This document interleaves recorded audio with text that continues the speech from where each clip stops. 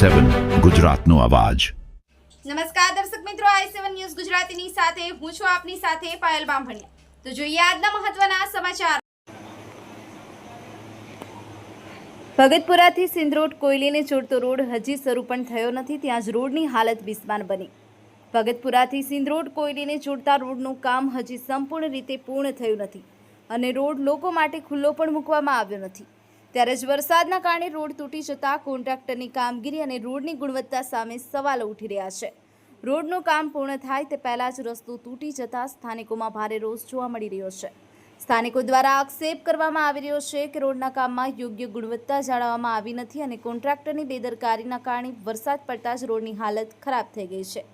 હવે સવાલ એ છે કે રોડનું કામ પૂર્ણ થયા પહેલાં જ જો રસ્તો તૂટી જાય છે તો કામ પૂર્ણ થયા બાદ તેની ટકાઉપણાની શું ખાતરી? યોગેશભાઈ નામના કોન્ટ્રાક્ટર કોણ? સ્થાનિકો દ્વારા સમગ્ર મામલે તંત્ર દ્વારા તપાસ કરવામાં આવે અને જવાબદાર કોન્ટ્રાક્ટર સામે યોગ્ય કાર્યવાહી કરવામાં આવે તેવી માંગ ઉઠી રહી છે। કિરણ પઢિયાર, i7 ન્યૂઝ ગુજરાતી,